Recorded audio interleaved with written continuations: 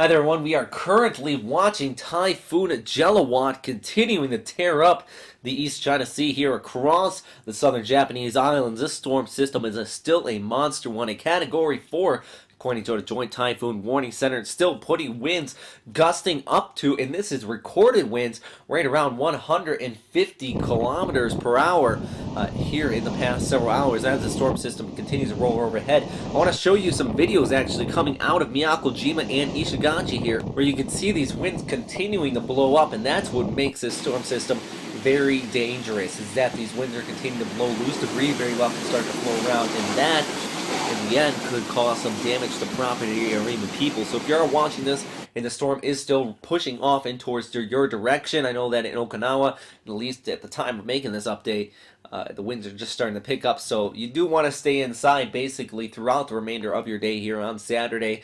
You see here on the infrared imagery, it's still continuing to swirl here, and all those outer bands are starting to push overhead, but not just across the southern Japanese islands, which the storm system does look like it's going to continue to clip, but also Kyushu, Shikoku, and off towards the Kii Peninsula in the top right of your screen here. This storm system is going to start to work off into that direction, bringing all these rough waves with it as well. Some places could even see upwards of 12-meter high waves. Very intense storms this. Here's a look at the radar imagery coming out of Miyako-Jima here. Actually, that island is just on the top portion of the eye wall you see right here. So right now that eye wall is continuing to push on shore. Thus, the typhoon strength winds are being recorded right here at the eye. Okinawa is just off here towards the top right of the screen, actually right around this area. So all this weather is really going to start to push in your direction as this storm system continues to push off there towards the northeast, likely through the early morning hours here, going into your Saturday as that storm system continues to come. But also these rain bands are going to continue to pummel across the southern Japanese islands here, the Ishigaki Islands, and also over towards Miyako-Jima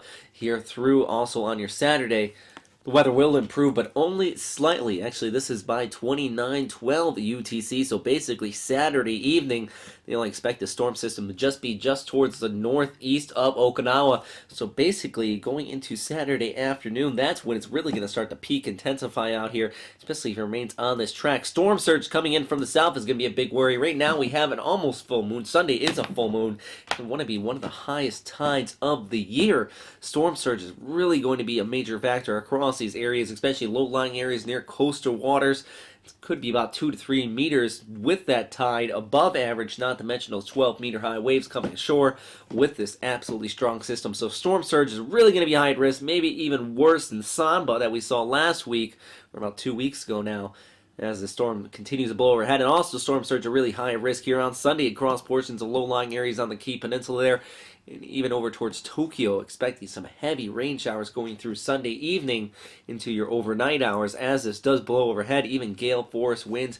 Would not be surprised if a typhoon strength gust also kicks up across Tokyo as well. But for the time being, I would recommend anybody being affected by this storm to stay indoors. Do not venture around, especially in these islands. There's not really much where to go to be sheltered here. I know a few people have took shelter there in Miyako-Jima. Rainfall totals adding up to nearly 500 millimeters in the past 24 hours on that little island there. So that is definitely going to be bringing the risk of some very severe flooding across this area, and all that weather once again is running off there towards Okinawa. So a short update here for your midnight update on the 28th going into the 29th. We'll have another update going through Saturday morning, maybe even a live update on our Saturday, so definitely stay tuned for that if you are across the southern Japanese islands and even off towards the Kanto region. And then we do have some viewers there. We're very interested in the storm system as it pushes off in that direction. Definitely going to be some gusty winds. We'll be wanting to probably stay inside or read a good book here on your Sunday evening in Tokyo. But that is all for right now, everybody. Thanks again for watching here at WesternPacificWeather.com. If you have any questions, comments, or suggestions, please post them in the comment box below. Also, once again, I do apologize for my voice at this time. And also, if you watched me on NHK today, it was a little lax 6 days ago. Actually coughed once in the cast there as well, mainly due to the severe cold I have right now that is setting in. It's transition season here in Japan, so the temperatures have been changing up and down, and also been seeing a lot of people with the face mask on the trains, so definitely getting ready for that. So stay safe though and have a great day. Bye.